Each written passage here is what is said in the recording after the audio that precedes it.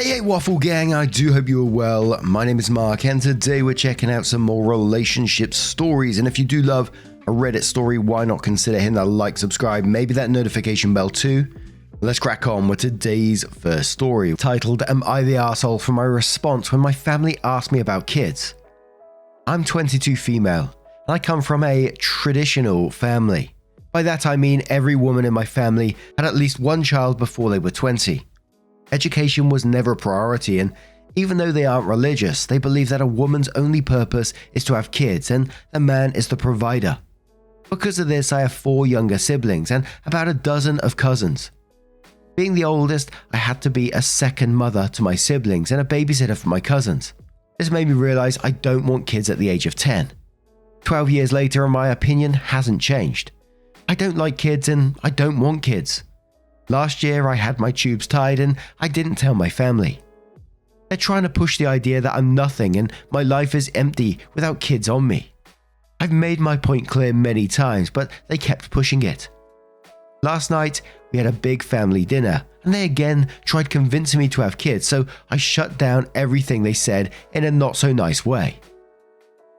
They were going on and on about how amazing being a mum is and how that's their biggest accomplishment. So I reminded them of all the times they complained about having to take care of the kids, all the times they would cuss us out for doing kids' things, all the times they would tell us how much they regret having us and how we ruined their lives. I reminded one of my aunts of all the time she'd make 10-year-old me take care of 4 kids, all under 6, just because she was bored and sick of taking care of them herself. I reminded my dad of all the times he complained about how much money he had to spend on me and my siblings, and of course, I reminded them how they kicked us out at 18 because they don't have to care for us legally speaking. Then I just said something like, all my life you've done nothing but complain about having kids, and now you're sitting here telling me how kids are the best thing in the world. You're all hypocrites. And I told them not to call me until they decide to apologize for berating me, and I left. They're all very mad at me, but my siblings and cousins say I could have made my point without making them feel like bad parents.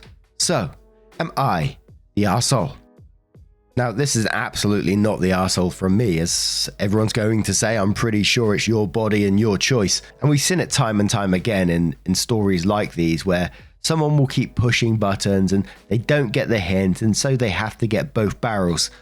And I think in some ways this might give them a little bit of self-reflection of what they've done in their past as well, parentifying you. But then again, maybe not. But we're going to start with some comments from Ellie Mack, who says, not the arsehole. I love your response. That's hilarious. They certainly are hypocrites, and it's great that you pointed that out. I also think it's horrible that they pressure you and that you've had a lifetime of being responsible for others' kids. It's definitely time for you to have some freedom to enjoy life. Affectionate Can says, not the arsehole. Why is it okay for the grown-up relatives to slam their perspective and thoughts down the younger generation's throats, but it's unacceptable for the younger generation to stand their ground and be like, no, I'm not doing that, for whatever reason. That happens and everything goes to hell. It's all disrespect, when in reality, they're the ones pushing and stomping boundaries. Spock Beanie says, not the arsehole. Sometimes you have to go to extremes to get your point across. If they've been hounding you, I think this was justified. Additionally, it seems like everyone's emotions were up, so maybe you phrased it badly, but I'm sure they did too. This might have been overkill, but you didn't start it. And one more from Lady Loki, who says, not the arsehole. Sometimes you have to be blunt and rude to get the point across. When my future mother-in-law hit my fiancé with another round of, I miss having a baby around, not that would move closer to them, he hit her with the fact that he plans on getting snipped. She's never brought it up again since. They were bad parents. It's about time someone told them the truth. So then OP comes in with her update in the same post, which says, update. My mum showed up at my apartment demanding that I make a formal apology to the family and berated me for my behavior. And she went on about how disappointed she is that she raised such a selfish excuse of a daughter. Then she left. So I sent the following message in the family group chat. I will not apologize for defending myself and standing my ground.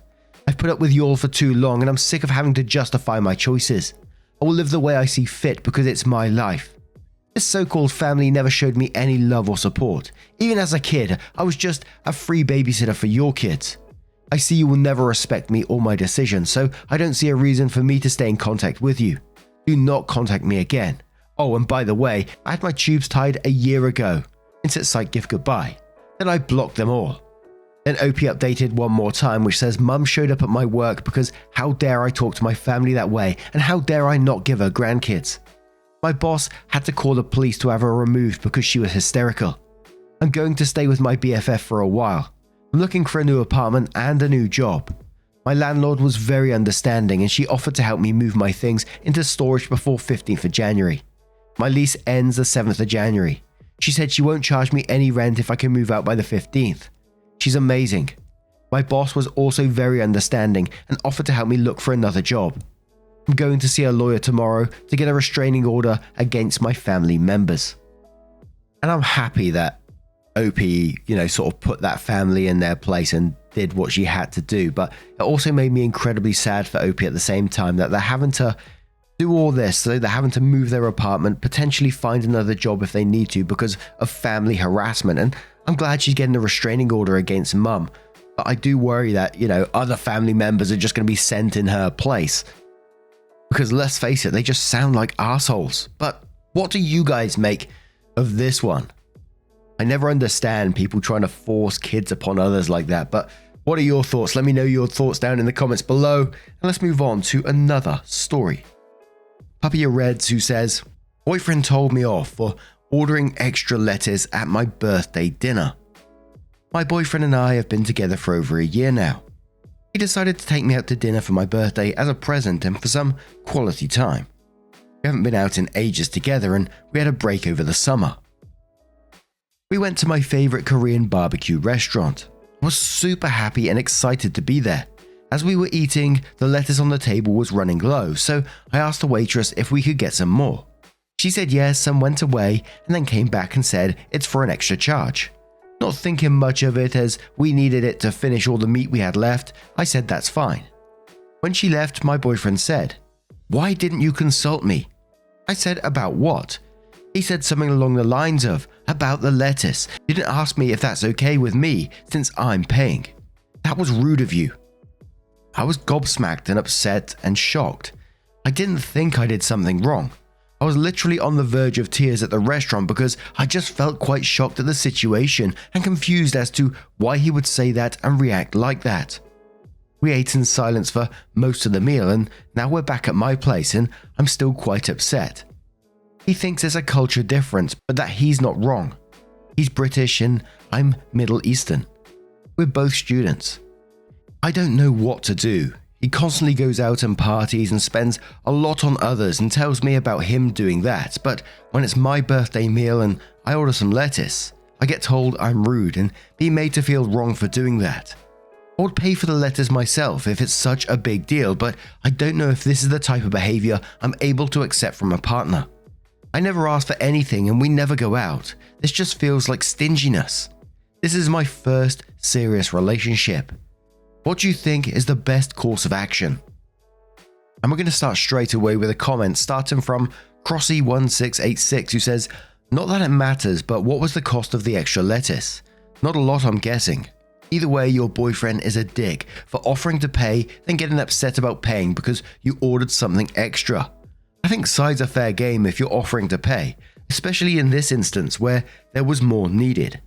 Anyway, tell him he's a tight ass and to get over the fucking lettuce." OP then confirmed that it cost £2 and that's how much the lettuce cost. Realistic Airport says, "If it feels like stinginess, then it probably is. Trust your feelings. He isn't treating you well at all. What you choose to do about it is up to you. It isn't a culture difference, it is a lack of respect on his part." No Egret says his reaction is very bizarre. He's not technically wrong. If somebody else is paying my bill, I'll always touch base with them before I add to it. But for a couple who have been in a relationship for a while, those expectations typically just kind of disappear. Especially for an extra side of lettuce, which I don't imagine could be more than $2. There's something else hiding here, but I don't know what. Does he give any indication of being controlling with you, financially or otherwise? Does he make any kind of big show with any nice gestures he makes towards you? OP responds to that saying, "I agree, I would be considerate too if someone is paying, but he's my boyfriend. It's my birthday and it's lettuce. He's kind of controlling in some ways, I guess. Financially, he doesn't like to spend on me, although he says he will. Like he'll suggest doing something big and never do that thing. And he doesn't like it when I speak to a lot of people at parties because he thinks I'm flirting with them, although I'm just being friendly. He also says stuff like, "Oh, I took you on this dinner for your birthday," blah blah, and always mentions things he's done for me, especially if we're arguing or something. I guess I find it difficult to look at his actions objectively and without emotional attachment. And one more comment from Touch My Ducky, who says, "So you said it was £2, which is $2.46. While it isn't a lot of money, it's still extra money on top of the meal. Next time try, 'Hey, boyfriend's name, can I get us some more lettuce?' It is always polite and courteous to ask the person paying if you can add additional items, which are an upcharge. If it was a sauce or something that had no cost, go for it. But when there is any price tag, always ask beforehand if you aren't paying." So then OP gave us their update, which starts off with, "Hi everyone, first of all I just want to say a massive thank you for all the advice and support on my last post. I don't think the outcome would have been the same without advice from so many people with different perspectives. The day after dinner, he, 22 male, came to mine, 20 female, in the middle of the day unexpectedly. Here's what happened in summary. He brought a bouquet of free flowers that he took from our local church. He said he didn't care about the money, but he reacted that way because he was annoyed and upset that we're at that restaurant because he has allergies, so he wanted some recognition and acknowledgement. He went on and on about all he's done in the past for me. Took me to a relatively inexpensive football game over a year ago. That was it really, but he made it sound extravagant. He told me that the primary reason he was there was because he didn't want the movie tickets he bought us for that day to go to waste. Second to the fact that he made me upset on my birthday. When I asked him about this after the speech, he said, 'I'm sorry for being genuine and telling the truth.' He said he was treating the dinner like a first date with a random girl rather than the birthday dinner of his girlfriend of over a year. I also forgot to mention that in my last post that after dinner, when we were discussing it, he said that I was acting like his wife, and girlfriends and wives get separate treatment. When he was speaking, it felt like there was a whole new person sitting in front of me. Suddenly, I saw him clearly and without rose-colored glasses. I told him it's over between us and I deserve more than that on any day, let alone my birthday. He wasn't taking me seriously at first because we've broken up several times before, but he would tend to convince me not to, until I told him to leave and grey-walled. He proceeded to argue and beg for 15 minutes and wouldn't leave my house, continuously saying I'm making a huge mistake and he'll show me the man he is and that's all he can do for me, blah blah. He finally left when I called my neighbor to get him out. He came back 20 minutes later and was knocking on the door for a few minutes after spamming messages. He finally left when I called my neighbor to come up. He left a bouquet of roses outside my door. After the World Cup match that day, obviously, he texted and called me around 20 times saying he needs closure. I finally picked up. He gave me the most ingenuous, seemingly manipulative, narcissistic speech I've ever heard. He started it with the fact that he's upset with me for how I treated and addressed him. Went on again about mentioning all he's done for me. Kept saying that when he's dating someone, she becomes his world and he wants to treat her the best and blah blah. Things he used to say a lot at the beginning of our relationship and that I truly believed he meant. Mentioned that his friends wouldn't be happy that he's calling me, using others' opinions to make me feel bad, which he's done a lot in the past, but I didn't realize it was a manipulation tactic. Saying he's truly a good person. He always says this, didn't even realize it before because I believed him, and the world is bad, so he just wants to be good for me. At the end of the call, he started love bombing and I felt myself being pulled back in, which was making me feel crazy. So I ended the call and blocked him. I felt really toyed with. I realized how I would have totally fallen for this speech once upon a time. I feel like I've been imagining a relationship in my head as opposed to the one I was actually living by continuously giving him excuses. I've now blocked him from everything. He came to my house again yesterday and was knocking for like 5 minutes until I called my neighbor again to remove him. Then he called my friend to get her to convince me to change my mind, and I told her that it's over and the door is shut. He's since only called me once yesterday night. I'm going back home today for Christmas break, so I feel like the timing is perfect. There's also so much more details that I've excluded for length, but the crazy just kept going. I'm doing a lot of research on narcissists and I'm trying to see if he is one covertly because I really saw him in a new light after this incident. What do you think about his responses? Do you think he may be narcissistic or am I reading too much into it? What advice would you give me in the future to avoid similar situations because I feel kind of fooled? I can't believe I didn't see past his persona before. I do catch myself ruminating over the relationship sometimes and about the good times, but I'm continuously reminding myself of everything that happened and realizing a lot of messed up things I didn't notice. Any advice or insight would be greatly appreciated. Thank you so much. And I always myself find posts like this particularly interesting. This all started from going to the restaurant and having a meal and, lettuce of all things, ordering extra lettuce. And you start to notice some behaviors that you're not quite comfortable with. And what comes up when people go through these relationships in a lot of these stories is that the fog being lifted. And I can always picture that as someone literally stood in fog and the fog being lifted around them and seeing things a lot more clearly. I always find that really interesting, but I don't know, that might be just me. Let me know your thoughts down in the comments below, and let's move on to another story. And our next story comes from Guilty Gran, who says, am I the arsehole for spending my children's inheritance, leaving almost nothing to them and my grandchildren? Hello, good afternoon. What you're about to read is a recent cause of emotional distress for me, regret, and I'm doing this post with the help of my colleague and his son, whom insist I'm doing the right thing. I'm 63 years old. I took advantage of better times, financially speaking, and managed to get enough money to save, have a good retirement, and leave a good inheritance for my children. However, their actions in recent years has broken my heart. My oldest daughter is a lawyer, married to an attorney. I have another son who is also a lawyer, a third who became an engineer, and the youngest who is a salesman. I have been a smoker for many years, and the predictable outcome has finally caught me. So I may not have many years left. After knowing this, my children began stabbing each other's backs, trying to get their inheritance earlier. Initially were frequent verbal discussions that escalated to legal battles. The boiling point came when my daughter forged her brother's signature to take their part of the inheritance while I was being treated at the hospital. Now, none of the siblings can see each other in the eye and only talk through lawyers. Saddened by this situation, decided to spend the money, thinking that if all of it is gone, they would have no more reasons to fight. I donated to charities, bought my wife beauty items, went on vacations with her, paying for the better looking hotel rooms. No planes because of COVID travel restrictions. Gave my grandkids expensive gifts, bought my dearest friends and colleagues better equipment to improve their work. We bought a huge TV, prepaid for my funeral, tasted some fine whiskey, among other things. Right now, about 65 to 70% of my savings are now gone. I plan to keep enough for the time I have left and leave my wife a good cash amount. However, my children are noticing that I'm spending a lot and are starting to ask questions. My daughter figured out what happened on her own. I have no rebuttal since I'm guilty of all the accusations she made, but then she mentioned that her children will suffer because of my selfish acts. Not only that, but I'm cursing all of her grandchildren by doing this.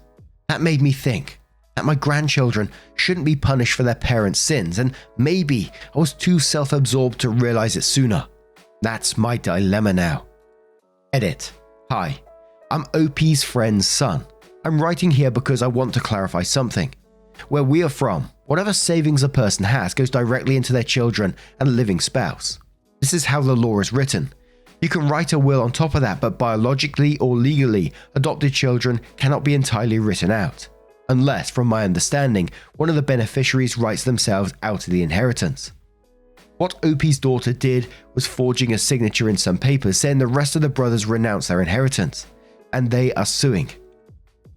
At the same time, they're trying to lock in some of OP's properties for themselves while he is still alive, basically trying to do that before another sibling does it before them. My relationship with OP is that my dad and him are lifelong friends and colleagues, so OP is kind of like my uncle, as well as a private linguistics teacher.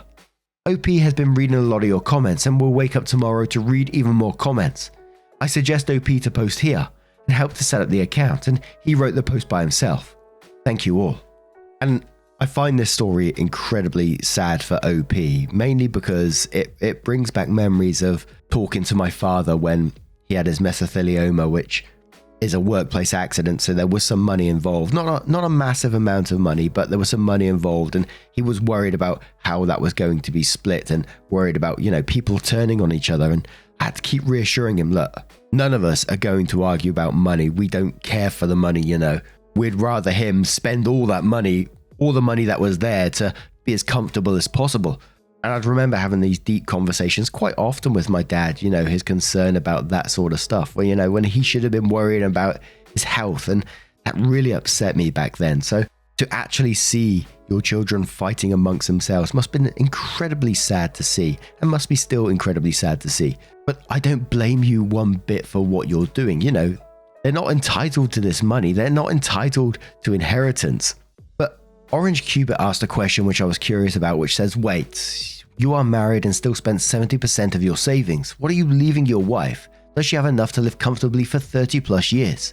OP says, hi, I'm OP's friend's son. I will quote OP, who is next to me. My wife and I have joined finances. However, she always had her own cash savings for emergencies. When her youngest son became old enough to take care of himself, found a job opportunity for her, and now has her own savings. I was planning on slowing down my spending to leave something for her. However, I'm confident she will have a good life, even after I'm gone. And I got to come back to, I just find it incredibly sad that, the children, their thoughts, after finding out about their parent being ill is how they're going to get that money. And, even going to the point of forging a signature to kick other people out of the inheritance. It's awful. I'd give every penny back of what I got from my father to have him back with us right now, even for a day. What do you guys make of this situation? Let me know your thoughts down in the comments below. Now, just a huge thank you from the bottom of my heart for getting involved in today's stories. Your love, support, and time always means the absolute world to me. So thank you so much for being involved, and hopefully I will see you in the next one. Take care and much love.